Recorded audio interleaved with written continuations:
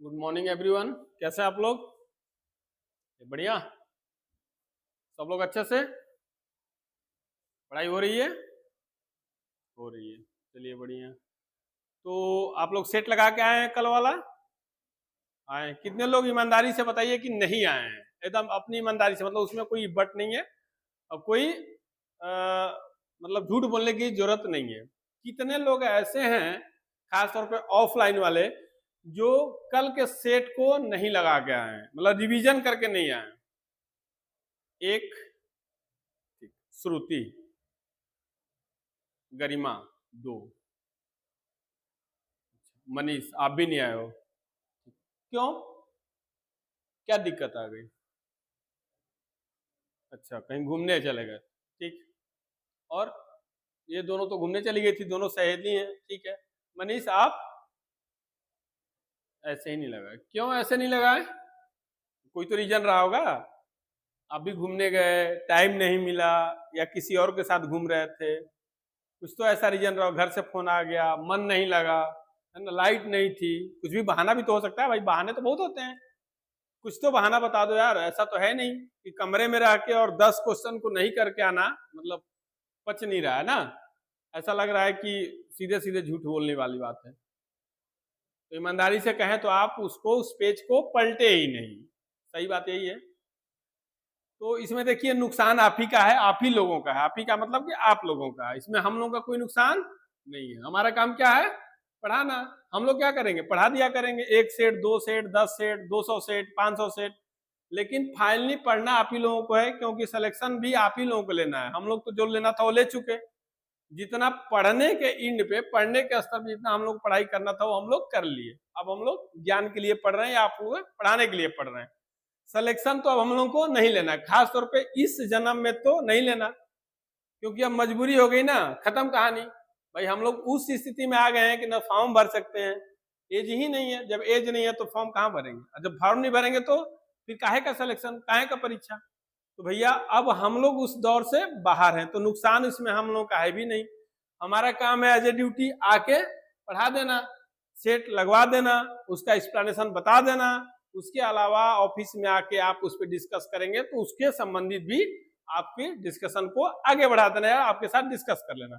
लेकिन ना तो हम पेपर में बैठेंगे परीक्षा में आपके, नहीं हमारा सिलेक्शन होना है, और नहीं आपको हम घसीट के परीक्षा हाल तक ले जाएंगे। इसकी जिम्मेवारी किसकी है? आपकी है। आपको पढ़ना है, आपको सिलेक्शन लेना है। आप यहाँ आते हैं भैया, बहुत मेहनत से पैसा आपको आपके घर वाले यहाँ तक भेज रहे हैं। शायद इसका आभास आपको अभी नहीं है। जब साल 2 साल बाद सिलेक्शन के दौर से बाहर रहेंगे आप, तब पता चलेगा कि घर वाले कितना मेहनत करते हैं और हम लोगों ने क्या गलतियां की।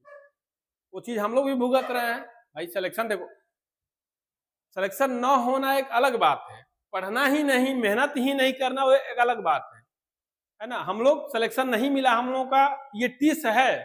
हम लाख कोशिश करें, हम लाख ये बात करें कि हम महीना 2 लाख 4 लाख कमाते हैं, 10 अच्छे लोगों के बीच में रहते हैं, अच्छे टीचर हो सकते हैं, हम अच्छे स्टूडेंट के बीच में रहते हैं, पढ़ा ले जाते हैं, वो अलग मैटर है। लेकिन सिलेक्शन जिस चीज के लिए हम कर रहे थे तैयारी, वो सिलेक्शन हमें नहीं मिला, वो टीस आजीवन हमें रहेगा और रहता है। क्योंकि हमारा ही दोस्त जब आईपीएस, कई दोस्त ऐसे हैं जो आईपीएस भी हैं, डीएसपी भी हैं, आईएएस भी हैं, कुछ लोग बीडीओ हैं, मतलब सिलेक्टेड हैं, कई लोग आरओ हैं। तो भैया जब वो लोग आते हैं, हम लोग साथ बैठते हैं, बातचीत करते हैं, तो ऐसा तो है नहीं कि पहली बार हमसे मिले हैं। हमारे साथ रहे हैं, मुखर्जी नगर दिल्ली में रहे हैं, इलाहाबाद रहे हैं, लखनऊ में भी कुछ लोग हैं। तो जब वो दिन याद आता है कि एक चीज, रूममेट में थे हम लोग, रूममेट थे या फिर फ्लैट पार्टनर थे, एक ही साथ हम लोग पढ़ते थे, आज वो सिलेक्शन ले लिए हैं, आज वो आईपीएस हैं, डीएसपी हैं, है ना, एसपी हैं, जिला संभाल रहे हैं, लेकिन हम लोग नहीं संभाल पाए। इसका मतलब वो टीस कहीं ना कहीं रहती है, कहीं ना कहीं वो चीजें माइंड में रहती है कि काश हम भी यहाँ पे रहते, काश इनके साथ इनकी गाड़ी में हम भी घूमते, वैसी गाड़ी हमारे पास भी होती, लाल बत्ती जो भी होती हमारे पास होती, इतने ओहदे पे हम होते। तो वही चीज मैं आप लोगों को बार बार बोलता हूँ कि ये टीस आप लोगों को हमेशा रहेगी। भगवान न करे ऐसा हो कि सिलेक्शन न अगर रुक गया किसी कारणवश से, तो आप देखेंगे कि आपके बगल से आपका दोस्त डबल स्टार 3 स्टार लेके, अशोक स्तंभ लेके घूम रहा है, और आप लोग क्या कर रहे हैं? तैयारी में लगे हैं, वहीं के वहीं हैं, बिजनेस कर रहे हैं या फिर पढ़ाई रहे हैं। वो अलग मोड हो जाता है, लेकिन वो टीस रहती है। तो मैं चाहूंगा कि उस चीज से बाहर निकले आप, झोंक दे एकदम, लग जाए मजबूती के साथ, उसमें कोई गुंजाइश ही नहीं है कि सिलेक्शन नहीं होता। 1% भी अगर कोई हमसे ये पूछे कि सिलेक्शन नहीं होता किसी का, या फिर सेटर जो होते हैं एग्जामिनर या फिर इंटरव्यूअर जो होते हैं, वो सिलेक्शन लोग कहते हैं ना कि सिलेक्शन नहीं लेने के बैठे होते हैं, ऐसा नहीं, वो सिलेक्ट करने के लिए बैठे होते हैं, सिलेक्शन ही लेने के लिए वो बैठे होते हैं। 1000 वैकेंसी इसीलिए आती है, 5000, 10,000, 500, 50 वैकेंसी इसीलिए आती है कि आपका सिलेक्शन हो। अब उसमें सिलेक्शन उसी का होता है जो पढ़ता है। हाँ, भाग्य जरूर है, मैं उस चीज को मानता हूं, मैं भी मानता हूं, आप लोग भी मानोगे, लेकिन भाग्य सेकेंडरी चीज हो गया। प्राइमरी क्या है? आपका मेहनत। वो मेहनत तभी होगा जब आप पढ़ोगे। भाई आप मेहनत करोगे तभी तो पेपर सेट करोगे, पेपर को सॉल्व करोगे, आंसर राइटिंग करोगे, इंटरव्यू तक पहुंचोगे, मेंस तक पहुंचोगे। जब मेहनत ही नहीं करोगे तो पीटी में फेल हो जाओगे, है ना। पीटी क्या है? पीटी सिंपल, हम पहले ही क्लास में आपको बताए कि पीटी पानीपत का वह युद्ध है तीसरा, जिसमें यह निर्णय कर दिया कि ये निर्णय कर दिया कि भारत पे शासन कौन नहीं करेगा। ये नहीं निर्णय किया कि भारत पे शासन कौन करेगा, लेकिन तीसरा युद्ध ने ये निर्णय कर दिया था कि भारत पे शासन कौन नहीं करेगा, अर्थात मराठे भारत पे शासन नहीं करेंगे। और भारत पे शासन अंग्रेज करेंगे कि फ्रांसीसी करेंगे कि मुगल करेंगे कि कोई और करेगा, इसका निर्णय होना बाकी था। लेकिन ये निर्णय जरूर हो गया कि 61 के बाद, कि 1761 के बाद, कि पानीपत के युद्ध के बाद ये निर्णय हो गया कि भारत पे अब मराठे शासन नहीं करेंगे। जो हमारा पीटी है, ये पीटी भी यही निर्णय करता है। आपका पीटी ये निर्णय नहीं करता कि आप सिलेक्शन ले लेंगे, लेकिन ये निर्णय कर देता कि अब आपका सिलेक्शन नहीं होगा यदि आप पीटी में फेल कर गए। क्योंकि पीटी पास करने के बाद भी आपको मेंस पास करना है कुछ एग्जाम में, जो त्रिस्तरीय 3 टायर एग्जाम है, उसमें इंटरव्यू भी पास करना है। तो पीटी पास कर लेने से ये तो निर्णय नहीं हो जाता कि आपका सिलेक्शन हो गया। आप इंटरव्यू में भी जाके वापस हो सकते हैं, मेंस में भी वापस हो सकते हैं, लोग होते हैं, लेकिन पीटी इस चीज के लिए क्लियर कर देता है कि यदि पीटी नहीं हुआ तो आपका सिलेक्शन तो नहीं होगा। तो इसीलिए प्री लेवल को बहुत हल्के में मत लीजिए आप लोग। हम बार बार कहते हैं कि जो पढ़ाया जा रहा है उसको अच्छे से पढ़िए, पीटी पे फोकस न करिए, जो सामने उस पर फोकस करिए। जो उच्च स्तर के एग्जाम है, जो 3 टायर एग्जाम है, उसमें हम लोग पढ़ाते उसी हिसाब से है कि वो मेंस भी हो पाए, मेंस की पढ़ाई पढ़ाते हैं। लेकिन अभी जैसे लेखपाल वाला एग्जाम है, इसमें पीटी देना है आपको, कांस्टेबल का एग्जाम है पीटी देना है, एसआई का एग्जाम है पीटी देना है, खासतौर पर वनडे वाला एग्जाम पीटी वाला, प्री वाला एग्जाम, प्रीलिम्स का एग्जाम, उस पर हम लोग फोकस है, इसीलिए सेट लगवाया जा रहा है ताकि प्रीलिम्स तो निकालें, और जब आप प्रीलिम्स निकालेंगे तो हम लोग मेंस का टेस्ट सीरीज लगवाएंगे, मेंस का टेस्ट चलाएंगे, मेंस का सेट देंगे, तो मेंस भी आप लोग निकालेंगे। लेकिन पीटी तो निकालना है कि नहीं, सबको निकालना है ना, सबको, हाँ सबको निकालना है। तो उसके लिए हाथ पे हाथ रख के पीटी नहीं निकलेगा, सेट ले आके घर पे रख देने से पीटी नहीं निकलेगा। ये भ्रम है कि हम लास्ट में 1 महीना पढ़ लेंगे, 10 दिन पढ़ लेंगे, या फिर हम सब कुछ जानते हैं। मानव का सबसे बड़ा भ्रम यही है कि वो सब कुछ जानता है, लेकिन सच्चाई क्या है उसका उल्टा, वो देखा जाए तो कुछ भी नहीं जानता है। क्योंकि सीखने के लिए दिन प्रतिदिन, डे बाई डे आपके पास बहुत कुछ है। तो ज्यादा टाइम हम लोग क्या करें, पढ़ने पे अपना समय गंवाएं, पढ़ने पे जाया करें, पढ़ने में लगाएं, न कि इधर उधर घूमने में, ठीक है। तो प्लीज प्लीज प्लीज आप लोग पढ़ा करिए, बार बार मैं रिक्वेस्ट करता हूं कि आप लोग पढ़ा करिए और सेट को जरूर लगा के आइए, ठीक है। वरना मैं बीच बीच में पूछ भी लेता हूं, लेकिन मुझे अच्छा नहीं लगता कि क्लास में किसी को बोला जाए या टोका जाए या कहा जाए। तो मेरी उम्मीद यही रहती है आपसे कि आप लोग उसको रिवाइज करके आएंगे। तो आइए, लेखपाल सीरीज का अगला जो सेट है वो 11 सेट आज है, 11वां सेट है, इसको हम लोग देखते हैं, ठीक है। 11वें सेट को हम लोग देखते हैं, सेट नंबर 11 को देखते हैं हम लोग, ठीक है। आइए, सेट नंबर 11 का पहला क्वेश्चन, सेट नंबर 11 का पहला क्वेश्चन देखते हैं हम लोग, ठीक है। यूपी लेखपाल के सीरीज जो चल रही है उस सीरीज का सेट का पहला क्वेश्चन, 11वें सेट का पहला क्वेश्चन। पहला क्वेश्चन है कि भारतीय संविधान के किस अनुच्छेद, किस आर्टिकल के तहत राज्यसभा का गठन किया जाता है। भारतीय संविधान के किस अनुच्छेद के तहत राज्यसभा का गठन किया जाता है। आपके पास ऑप्शन है, ऑप्शन ए है अनुच्छेद 75, अनुच्छेद बी है अनुच्छेद 80, सी है अनुच्छेद 81 और डी है अनुच्छेद 85।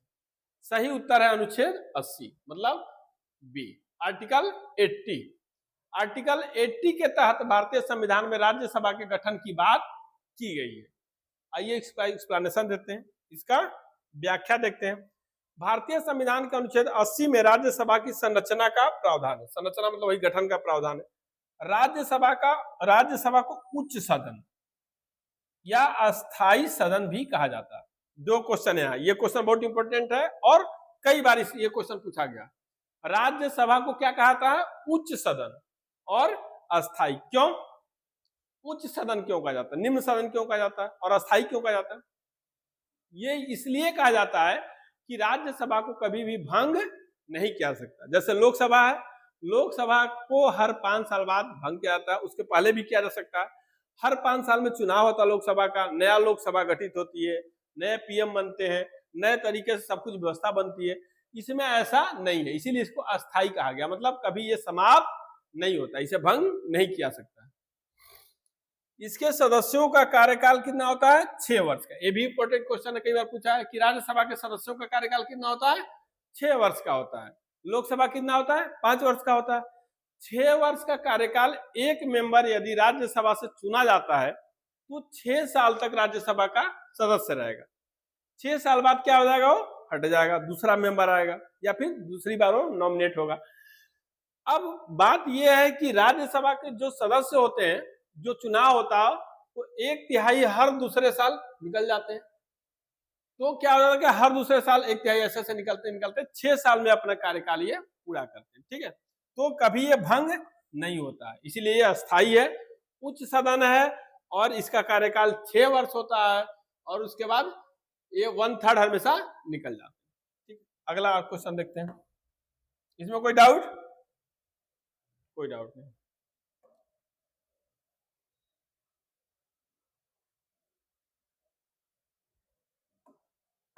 अगला क्वेश्चन है हिस्ट्री से। भारत में स्थानीय स्वशासन, लोकल सेल्फ गवर्नमेंट का जनक किसे कहा जाता है? मतलब भारत में जो स्थानीय स्वशासन आज हम देख रहे हैं, लोकल गवर्नमेंट देख रहे हैं हम लोग, वो किसकी जनक, उसकी उत्पत्ति किसने की, किसका माइंड गेम था वो, उसके जनक कौन थे? क्या भारत में इसके पहले ऐसा व्यवस्था नहीं थी? और नहीं थी तो शुरुआत किसने की? तो उसी के बारे में ये क्वेश्चन है। उसका सबसे जो ऑप्शन है वो ये है लॉर्ड कर्जन ए, बी ऑप्शन है लॉर्ड माउंटबेटन, सी ऑप्शन है लॉर्ड रिपन और डी ऑप्शन है लॉर्ड डलहौजी। तो आंसर सी सही है। मतलब लॉर्ड रिपन जो वायसराय थे भारत के, वायसराय लॉर्ड रिपन के काल में 1882 में लॉर्ड रिपन ने स्थानीय स्वशासन के लिए एक प्रस्ताव पारित किया था जिसे भारत में लोकतंत्र की आधारशिला माना जाता है। इसलिए उन्हें स्थानीय स्वशासन का पिता कहा जाता है। कब? 1882। 1882 में लॉर्ड रिपन जब भारत के वायसराय थे तब उन्होंने क्या कहा, एक ऐसी व्यवस्था लाई कि भारत में लोकल लेवल पे स्वशासन की व्यवस्था नहीं है। हालांकि जब हिस्ट्री में आप पढ़ेंगे तो चोल साम्राज्य में ये सब व्यवस्था देखने को आपको मिलती है, चोल चालुक्य वाला एरिया में ये बात देखने को मिलती है, लेकिन वो भी संगठित एंशिएंट में था। अभी आप इस वर्तमान में जाएंगे आप या मॉडर्न में जाएंगे तो व्यवस्था देखने को नहीं मिल रही थी। ये व्यवस्था चूंकि इंग्लैंड में थी, वहां से इन लोगों ने सोचा कि ये व्यवस्था भी भारत में भी लागू कर दी जाए, जिससे कि भारत में जो त्रिस्तरीय व्यवस्था है वो भी सही तरीके से चले। एक तो सेंट्रल गवर्नमेंट सेंट्रल स्तर पर चल रही है, दूसरा स्टेट गवर्नमेंट स्टेट राज्य स्तर पर चल रही है, और तीसरा इसने क्या किया कि स्थानीय स्वशासन का भी महत्व को लाया जाए, महत्व दिया जाए, जिससे कि लोकल बॉडी गवर्नेंस भी कर सके, लोकल बॉडी का भी इंपॉर्टेंस बढ़ जाए और जो स्थानीय मुद्दे हैं, स्थानीय स्वशासन के मुद्दे हैं, जो समस्या है उसे स्थानीय लेवल पे ही निपटा दिया जाए। ठीक है, तो लॉर्ड रिपन का ये देन थी। कब? 1882 में। इसे इसीलिए इन्हें स्थानीय स्वशासन का पिता कहा जाता है। किसको? लॉर्ड रिपन को। ये अच्छा क्वेश्चन आपके लिए। ठीक है, अब आते हैं अगला क्वेश्चन। इस सेट का तीसरा क्वेश्चन देखिए। तीसरा क्वेश्चन है स्पेशल यूपी से, यूपी स्पेशल का क्वेश्चन है, कल्चरल है। उत्तर प्रदेश का राजकीय पुष्प कौन सा है? अक्सर ये राजकीय पुष्प, राजकीय फल, राजकीय पशु, ये सब पूछ लिया जाता है। तो इसी कड़ी में ये क्वेश्चन है कि राजकीय पुष्प कौन सा है, किसका? उत्तर प्रदेश का। ठीक है, लेखपाल भी हम लोग पढ़ रहे हैं, यूपी देना ही है। ऑप्शन है कमल, बी है पलाश, सी है गुलाब और डी है गेंदा। तो सही उत्तर है पलाश। पलाश से क्या होता है? पेड़ होता है।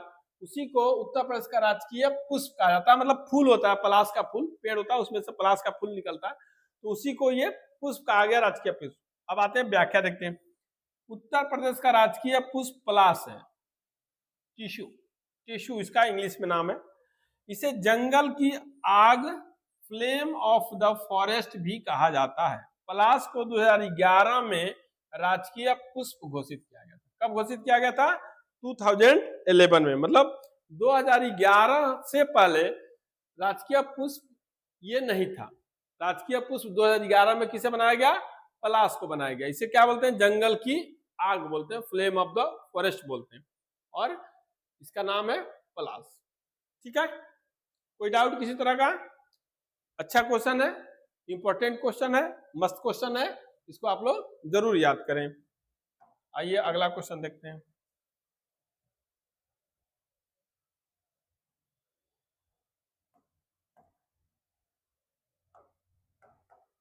अगला क्वेश्चन, महात्मा गांधी जी ने किस वर्ष चंपारण सत्याग्रह का नेतृत्व किया था? चंपारण सत्याग्रह किए थे महात्मा गांधी जी, कब नेतृत्व किया था, कब शुरू किया गया था? ऑप्शन है 1915, ऑप्शन बी है 1917, ऑप्शन सी है 1919 और ऑप्शन डी है 1920। तो सही उत्तर है 1917, मतलब कि ऑप्शन बी। अब इसकी व्याख्या देखते हैं। चंपारण सत्याग्रह कहाँ हुआ था? बिहार में हुआ था। चंपारण सत्याग्रह कहाँ है? बिहार में। चंपारण बिहार में है, उसी के नाम पर चंपारण सत्याग्रह पड़ा। आप लोग देखते होंगे चंपारण मीट का जिक्र आता है हर जगह, चंपारण चंपारण मीट ऐसा बिकता रहता, वहां फेमस है इसके लिए, इसीलिए वो चंपारण मीट के नाम से वहां पे जगह के नाम से फेमस है। उसी तरह जब गांधी जी आंदोलन कर रहे थे उस समय सत्याग्रह चंपारण से ही शुरू किया गया था, इसीलिए उसका नाम चंपारण सत्याग्रह रखा गया। भारत का पहला सत्याग्रह आंदोलन था ये। सत्याग्रह क्या था? सत्याग्रह। इसका आप देखेंगे संधि करेंगे तो सत्य का आग्रह, सत्य से सत्य प्लस आग्रह, ठीक है, सत्याग्रह। इसका मतलब हम जो आंदोलन कर रहे हैं वो आंदोलन कोई लड़ाई वाली नहीं होगी, ठीक है, जिसमें गोली बंदूक बारूद नहीं चलेंगे, जिसमें लाठी डंडे नहीं चलेंगे। कैसा आंदोलन था? सत्याग्रह, सत्य पे आग्रह, मतलब हम आपसे बार बार अपनी मांगों को मानेंगे, डिमांड करेंगे, मांगेंगे उस मांग को कि भाई हमारी ये मांगे, हमारी ये समस्या है, इस समस्या को आप सुलझाइए, हमारी मांग को मांगिए, मानिए, यदि नहीं मान रहे हैं तो आप गद्दी छोड़िए, लेकिन सत्य के माध्यम से, किसी हिंसा के माध्यम से नहीं, किसी नुकसान पहुंचा के नहीं, सत्य के माध्यम से हम आपसे एक ही चीज बार बार बोलेंगे। एक समय ऐसा आएगा कि आप हमारे मांग को अपने पास रखेंगे, देखेंगे, उस पर समझेंगे और फिर या तो उसे मानेंगे या फिर उसे डिनाई कर देंगे, मना कर देंगे, मना करेंगे, फिर हम आंदोलन करेंगे सत्य का आग्रह, मतलब बैठ के वहां पे आपके सामने धरना दे के, भूख हड़ताल करके, जैसे भी हो, लेकिन रास्ता कैसा होगा? सत्य का होगा, सत्य का नहीं होगा, हिंसा का नहीं होगा, अहिंसावादी वो रास्ता होगा। और इसमें गांधी जी का ये मानना था कि सामने वाला चाहे वो दुश्मन ही क्यों न हो, अगर हम सत्य से आग्रह करते हैं, सत्याग्रह करते हैं, अहिंसावादी आंदोलन करते हैं, तो एक समय ऐसा आएगा कि उसका हृदय परिवर्तित होगा, स्वतः हृदय परिवर्तित होगा, और जब हृदय परिवर्तित होगा उसका, तो हमारी समस्याओं को जरूर मानेगा, देखेगा और फिर हमारी मांग को मान लेगा, फिर हमारी जीत हो जाएगी। तो इसीलिए इस अवधारणा पे गांधी जी ने पहला सत्याग्रह कहां से चलाया? 1917 में चंपारण से। यह नील की खेती किसके लिए चलाया गया था? नील की खेती करने वाले किसानों पर हो रहे अत्याचार के खिलाफ था। उन अत्याचार को 3 कठिया पद्धति भी कहते हैं। एक्चुअली चंपारण में हो क्या रहा था कि वहां पे नील की खेती खूब होती थी, वहां और बंगाल वाले एरिया में नील की खेती खूब होती थी। तो अंग्रेजों ने, ब्रिटिशर्स ने ये रूल लागू कर दिया कि नील की खेती, मतलब अगर आपके पास 1 बीघे खेती हो या आपके पास अगर 4 बीघे खेती है, तो उसमें से क्या करेंगे? 1 बीघा खेती आप रखेंगे, 3 बीघा की खेती हमें दे देंगे। उसका जो भी बिकने के बाद अमाउंट होगा या नील होगा, जो भी होगा, उसका मतलब 3 हिस्सा रेवेन्यू अंग्रेजों के पास होगा और 1 हिस्सा रेवेन्यू किसानों के पास होगा। किसान इसी को लेके आंदोलन कर रहे थे कि भाई हम दिन रात मेहनत करते हैं, 6-6 महीना, साल साल भर मेहनत करते हैं, और हमें उसका एक ही हिस्सा मिलता है। अब यदि सोचिए अगर 100 रुपया आप दिन भर काम करिए और दिन भर काम करने के बाद शाम को आपको 100 रुपया मिलता है और 100 रुपया में से कोई ठेकेदार ये कहे कि आपका जो मजदूरी है वो 33 रुपया या 33.5 रुपया होगी, बाकी 3 हिस्सा हम ले जाएंगे, तो आपको कैसा लगेगा? बुरा लगेगा कि भाई मेहनत हम करते हैं, दिन भर खटते हम हैं, काम वर्क हम कर रहे हैं और मजदूरी का 3 हिस्सा कौन ले जा रहा है? ठेकेदार ले जा रहा है या कोई और थर्ड पर्सन ले जा रहा है। हमें क्या मिल रहा है? 1/3 मिल रहा।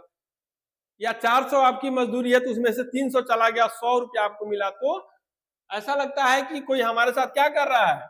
पूरा का पूरा गेम कर रहा है ना। 300 रुपया वो लेके चला गया, मात्र हमें 100 रुपया मिला। अब ये 100 रुपया के लिए हम दिन भर खट रहे हैं। उसी तरह किसानों का ये कहना था कि भैया उत्पादन हम करते हैं, नील की खेती हम करते हैं, खेती हमारी है, भूमि हमारी है, मेहनत हमारी है और उत्पादन होने के बाद एक हिस्सा हमें मिलता है और 3 हिस्सा अंग्रेज या ब्रिटिश सरकार लेके चली जाती है। वो बोले ऐसा नहीं होना चाहिए, ये गलत पद्धति है, ये ट्रेंड ही गलत है। इसी के विरोध में वो आंदोलन किए। उनका मांग ये था कि आप इसको पलट दीजिए। मतलब आपको लगता है तो भाई 400 यदि हमारी मजदूरी है तो उसमें आप 100 रुपया ले लीजिए और 300 हमें दे दीजिए। हालांकि 100 रुपये के एवज में भी आपको कोई मतलब नहीं था, ना आप हमें सुरक्षा दे रहे हैं, ना हमें टेक्नोलॉजी दे रहे हैं, ना हमारे घर परिवार की सुरक्षा कोई ऐसी हो रही है, ना हमें बीमा दे रहे हैं, ना हमें सिंचाई के लिए कोई व्यवस्था दे रहे हैं। फिर भी हम, चूंकि आप हमारे ऊपर शासन कर रहे हो, इस वजह से हम आपको 100 रुपया दे दिए, लेकिन 300 तो हमें मिलना चाहिए। इसी को लेके 3 कट्ठिया आंदोलन किया गया था कि 3 कट्ठा वाला जो हिसाब किताब है वो गलत है।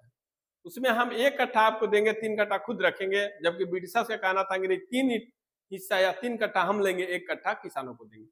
इसी चीज को लेके गांधी जी जब बिहार गए, उनसे मीटिंग हुई और गांधी जी ने इस आंदोलन को आगे बढ़ाया अपने नेतृत्व में। और फाइनली अच्छी बात यह है कि अंग्रेजों को या ब्रिटिश सरकार को झुकना पड़ा इस चीज को लेके और किसानों की मांग मान ली गई। ठीक है, इतनी बातें आप लोगों को समझ में आई? कोई दिक्कत नहीं है? Very good. आइए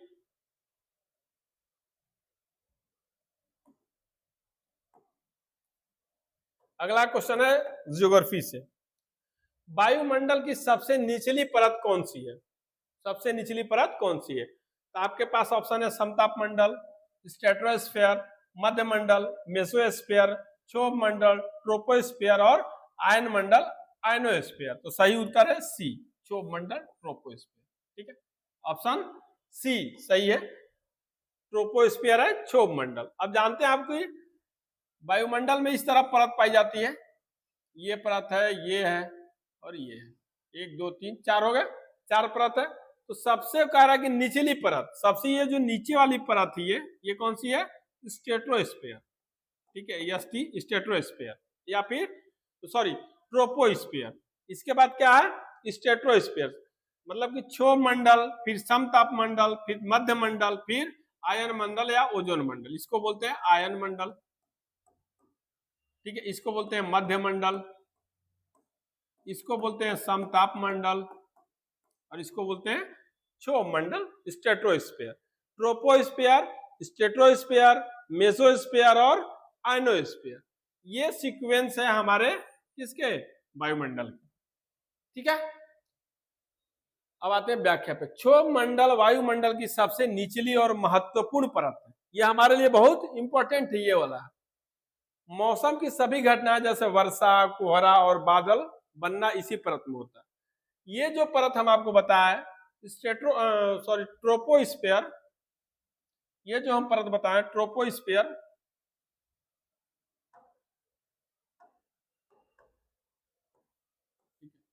ये जो ट्रोपोस्फीयर बताएं,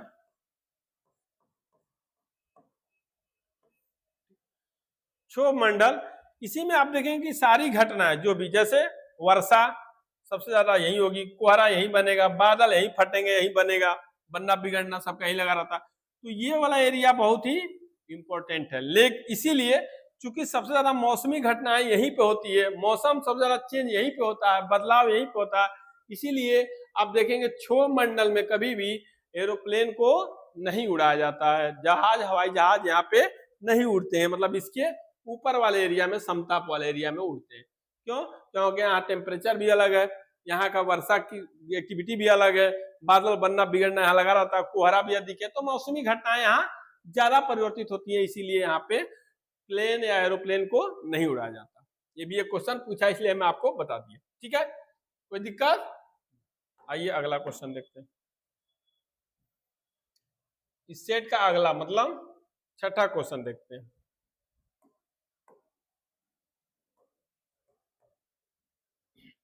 भारत के संविधान में मौलिक अधिकार, फंडामेंटल राइट, किस देश से लिए गए हैं? हम आपको इसका पहले बता रहे थे, जब फंडामेंटल ड्यूटीज पढ़ा रहे थे, कल सेट में आया था वो क्वेश्चन, तो आपको बताए थे कि भारत कई देशों से संविधान निर्माण के समय कुछ चीजें उधार का मतलब कि वहां से ले लिया डायरेक्टली, कुछ चीजें डायरेक्टली लिया, कुछ को मॉडिफाई किया और कुछ को अपने से जोड़ के बनाया, खुद से बनाया, है ना। तो कल बताया भी थे कि कई लोग बोलते हैं कि उधार का संविधान है, हालांकि कल डिटेल बताए थे, तो उस पर नहीं जाएंगे हम।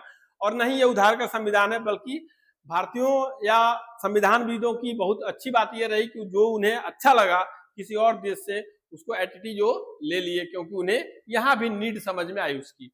तो मौलिक अधिकार किस देश से लिए गए? जैसे कई देशों से लिया गया, अमेरिका से लिया गया, रसिया से लिया गया जो USSR था उस समय, इसके बाद फ्रांस से लिया गया, जर्मनी से लिया गया, ब्रिटेन से लिया गया, फिनलैंड से लिया, आयरलैंड से लिया गया, तो कई देशों से लिया गया। इसीलिए एक ये भी है कि मौलिक अधिकार, फंडामेंटल राइट्स कहाँ से लिया गया था? फंडामेंटल राइट्स जो अमेरिका में था वो प्रचलन में था, वो सक्सेस था, वो जरूरी था नागरिकों के लिए। तो हमारे संविधानविदों ने भी ये बात महसूस किया कि भारत के संविधान में भी फंडामेंटल राइट्स का जिक्र होना चाहिए। वो कैसा होना चाहिए? वो अमेरिका के तर्ज पे होना चाहिए, तो वहां से लिया गया था। जैसे इसका ऑप्शन है आपके पास रूस, ब्रिटेन, संयुक्त राज्य अमेरिका और कनाडा। तो सही उत्तर है संयुक्त राज्य अमेरिका, USA। अब आते हैं व्याख्या पे। भारतीय संविधान में मौलिक अधिकार अनुच्छेद 12 से 35 संयुक्त राज्य अमेरिका के बिल ऑफ राइट्स, वहां पे जैसे हम लोग क्या फंडामेंटल राइट्स बोलते हैं, वहां पे बिल ऑफ राइट्स बोलते हैं, से प्रेरित है। यह अधिकार नागरिकों को राज्य के विरुद्ध सुरक्षा प्रदान करता है। फंडामेंटल राइट्स और फंडामेंटल ड्यूटी में बहुत अंतर है। ठीक है, फंडामेंटल ड्यूटीज क्या है? आपकी स्वतंत्रता पे डिपेंड है, आप उसको करो ना करो। लेकिन राइट्स क्या है? राज्य के विरुद्ध आपको एक हथियार मिल गया। कोई भी राज्य, चाहे स्टेट गवर्नमेंट हो या सेंट्रल गवर्नमेंट हो, अपने नागरिकों के अधिकारों से छेड़छाड़ नहीं कर सकता। यदि ऐसा करता है तो आप क्या कर सकते हैं? पिटीशन डाल सकते हैं, आप न्यायालय जा सकते हैं। क्यों? क्योंकि आपको लगता है कि आपके अधिकारों का हनन हुआ है। ठीक है, राइट्स। तो कोई भी ये क्या करता है? राज्य के प्रति आपको सुरक्षा देता है, मतलब राज्य के विरुद्ध सुरक्षा देता है। आप राज्य से लड़ सकते हैं अपने अधिकार के लिए, कर्तव्य के लिए नहीं लड़ सकते। ठीक है, लेकिन यदि आपका अधिकार का हनन हो रहा है, कहीं वायलेंस हो रहा है राइट्स का, तो आप राज्य से लड़ सकते हैं और राज्य से जीत भी सकते हैं। ठीक है, तो इसीलिए कहा जाता है कि ये राज्य के विरुद्ध सुरक्षा प्रदान करता है। कहां से लिया गया? संयुक्त राज्य अमेरिका से लिया गया। अगला क्वेश्चन देखिए।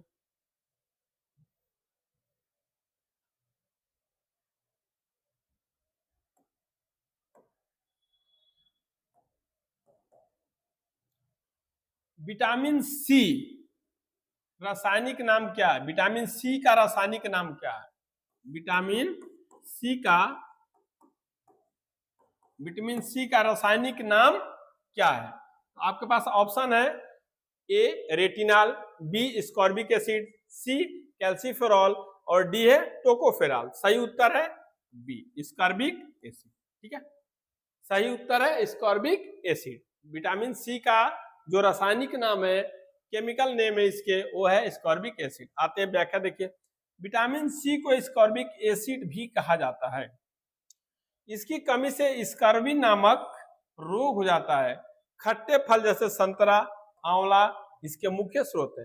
अगर विटामिन सी आप नहीं ले रहे हैं भरपूर मात्रा में, तो आपको स्कर्वी रोग हो जाता है। खासतौर पे आप देखेंगे कि स्किन बहुत कैसी होती है? ड्राई हो जाती है, सूखा सूखा हो जाता है, स्किन सूखा हो जाएगा, चेहरे की चार्मिंग कम हो जाएगी, है ना, लालिमा जिसको बोलते हो कम होने लगेगी। तो विटामिन सी बहुत जरूरी है। आप देखें सफेद सफेद से स्किन में होने लगते हैं, ऐसा लगता है कोई परत छूट रहा है स्किन से। ठीक है, तो इसीलिए विटामिन सी का लेना बहुत जरूरी है। अच्छी बात है ये, विटामिन सी मिल भी जाता है, संतरा में मिल जाता है, आपके आंवला में मिल जाता है, नींबू में मिल जाता है, सबसे ज्यादा विटामिन सी मिलता है आंवला में। और ये अच्छी बात ये है कि आंवला का विटामिन सी गर्म करने के बाद भी खत्म नहीं होता, अगर इसको बॉयल भी कर दे तो भी विटामिन सी इससे आंवला से दूर नहीं होता, खत्म नहीं होता। तो विटामिन सी का सबसे बड़ा स्रोत आंवला है, इसको एस्कॉर्बिक एसिड नाम दिया गया है। ठीक है, अगला क्वेश्चन देखते हैं।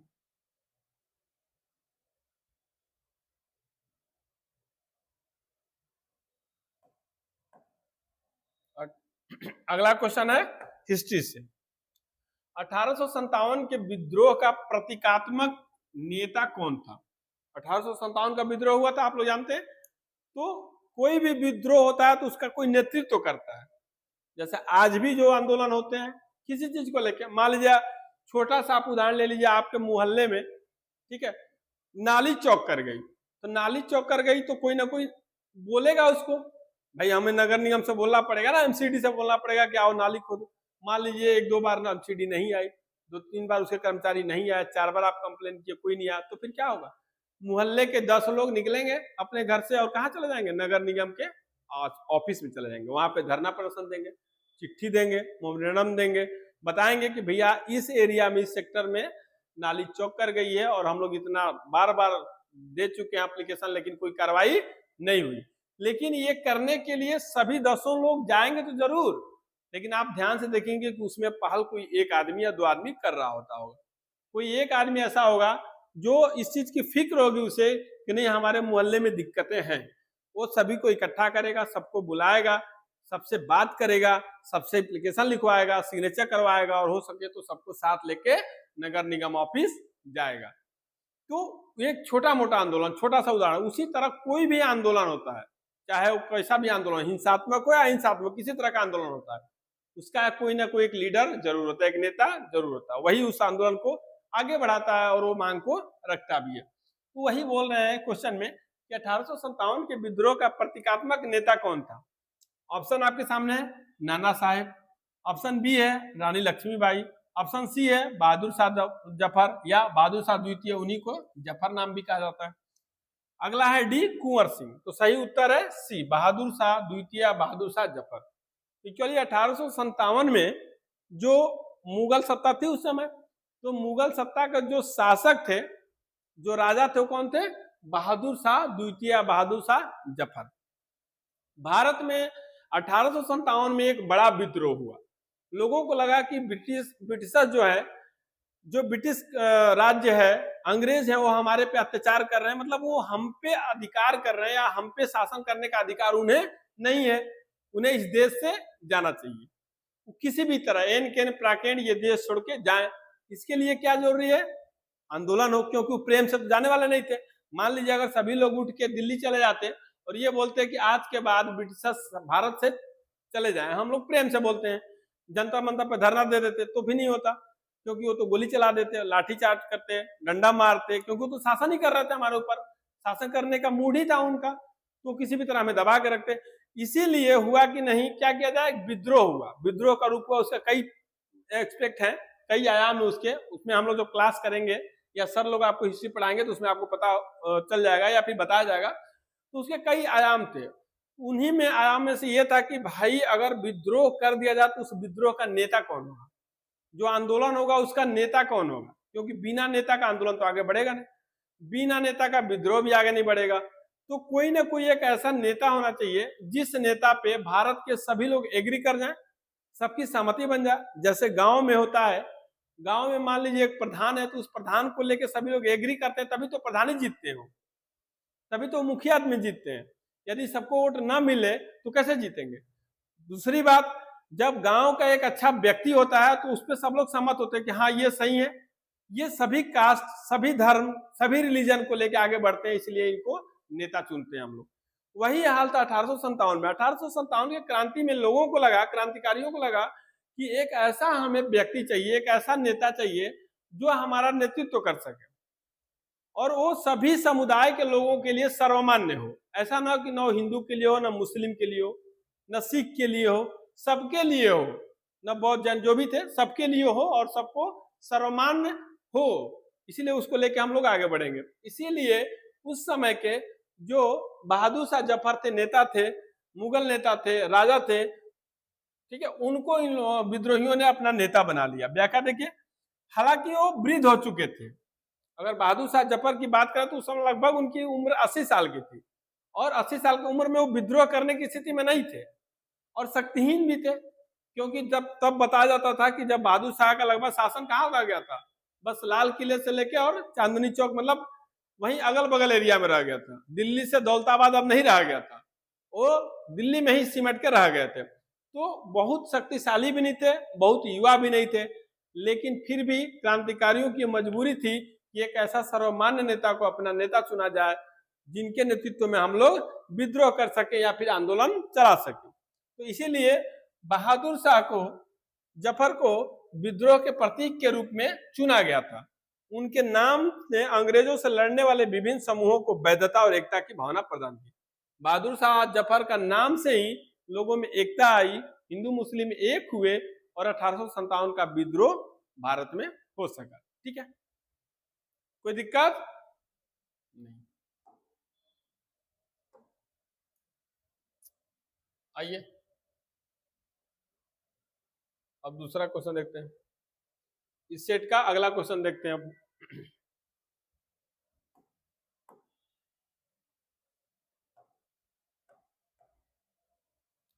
विश्व पर्यावरण दिवस कब मनाया जाता है? वर्ल्ड इन्वायरमेंट डे कब मनाया जाता है? इंपॉर्टेंट क्वेश्चन है, डे से एक क्वेश्चन जरूर आपको आएगा। ठीक है, वो किसी भी तरह का डे हो, आप लोग डे को भी याद रखिए। हालांकि हम अपने सेट में इतने डे दे देंगे आपको कि वो आपको बार बार रिवीजन करते रहेंगे, तो उससे ज्यादा अलग से कहीं करने की जरूरत नहीं पड़ेगी या उससे अधिक नहीं आएगा। फिर भी आप लोग डे पे फोकस करिए, विश्व सभी डे को याद रखिए। कुछ इंपॉर्टेंट डे है वो बाद में हम आपको बता देंगे। विश्व पर्यावरण दिवस कब माना जाता है? पहला 1 मई, बी ऑप्शन 5 जून, सी ऑप्शन 11 जुलाई और डी ऑप्शन 22 अप्रैल। तो इसका सही उत्तर है बी, 5 जून को। 5 जून को विश्व पर्यावरण दिवस मनाया जाता है। पर्यावरण के प्रति जागरूकता फैलाने के लिए हर साल 5 जून को विश्व पर्यावरण दिवस मनाया जाता है। इसकी शुरुआत कब हुई थी? 1972 में स्टॉकहोम सम्मेलन के माध्यम से हुआ था। ठीक है, तो ये रहा क्वेश्चन विश्व पर्यावरण दिवस के बारे में। अगला क्वेश्चन देखिए,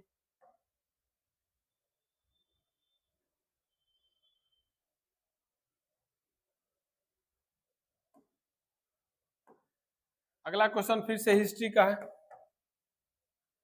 अकबरनामा की रचना किसने की थी? अकबरनामा, ऑप्शन है आपका बीरबल, फैजी, अबुल फजल, अमीर खुसरो। तो सही उत्तर है अबुल फजल, सी। ठीक है, अबुल फजल ने ही अकबरनामा की रचना की थी। इसका एक्सप्लेनेशन देखिए।